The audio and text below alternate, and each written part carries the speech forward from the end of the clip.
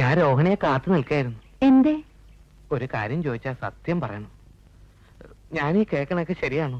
എന്തേ കേട്ടത്? അത് രോഹിണിയും സുരേഷ് മേനോനും തമ്മിൽ. സുബ്രഹ്മണ്യം അത് വിശ്വസിച്ചോ? ചിലപ്പം പറയണത് ആൾക്കാർക്ക് എന്തേ പറഞ്ഞുകൂടാത്തെ? ഞാൻ എന്താ ചെയ്യാ? ഓരോരുത്തരുടെ വായ മൂടിക്കെട്ടാനാവോ? എന്തു പറഞ്ഞാലും ശരി, എനിക്കൊരു കാര്യം അറിയണം.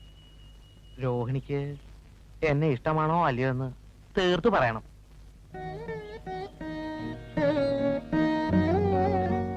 ധൃതി പിടിച്ചൊന്നും പറയണ്ട. ശരിക്ക് നല്ലോണം ആലോചിച്ച് ഇഷ്ടമാണെന്ന് പറഞ്ഞാ മതി. പിന്നെ പച്ച സാരിയോ ചുവപ്പ് സാരിയോ എടുത്തോണ്ട് വരാൻ പറഞ്ഞപ്പോ എന്നെ പറ്റിച്ച മാതിരി പറ്റിക്കരുത്. ഇഷ്ടമല്ലെങ്കിൽ പറഞ്ഞോളൂ, വിരോധമില്ല.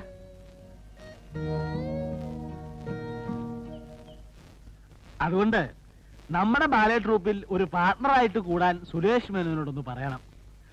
ആളൊരു കലാസ്നേഹിയാണെന്നാണ് കേട്ടിട്ടുള്ളത്. അല്ലെങ്കിൽ പിന്നിപ്പോ ഞാനും മാഷി പറയുന്ന ആളും തമ്മിൽ ഒന്നും പറയണ്ട. അയാളെ പാർട്ണറാക്കുന്ന കാര്യം രോഹിണി ഏറ്റിരിക്കുകയാണെന്നാണ് ഞാൻ എല്ലാവരോടും മന്ദായം വെച്ചിരിക്കുന്നത്.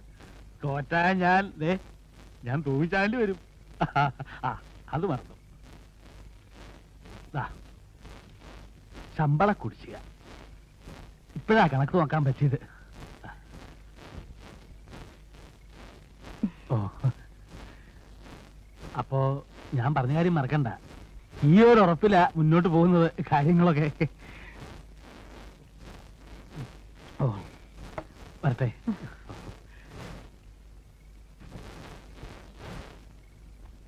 ആ പിന്നെ കുട്ടി, കാശിന് ഇനി അത്യാവശ്യം വല്ലതുകൊണ്ട് ചോദിക്കാൻ മടിക്കണ്ട. വരട്ടെ വരട്ടെ അമ്മേ.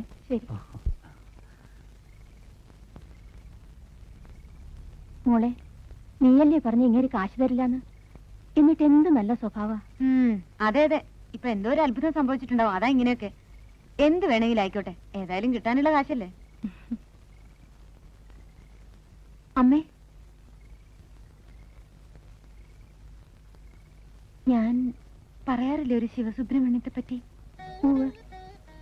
വലിയൊരു വീടുണ്ട്. അതിന് ഒരേ ഒരു അവകാശം. കാശ് കണ്ടിട്ടല്ല, ആളെ കണ്ട അമ്മയ്ക്കും ഇഷ്ടാവും. മോളുടെ ഇഷ്ടമല്ലാണ്ട് അമ്മയ്ക്ക് വേറെ എന്ത് ഇഷ്ടമുള്ളത്? എന്നാലും പെൺവീട്ടുകാർ അങ്ങോട്ടേന്ന് കാണുന്നതല്ലല്ലോ നാട്ടു നടപ്പ്. വെറുതെ വീടൊക്കെ ഒന്ന് കാണാനും ആളെ പരിചയപ്പെടാനും മാത്രം. ഒന്ന് അത്രടം പോവാം.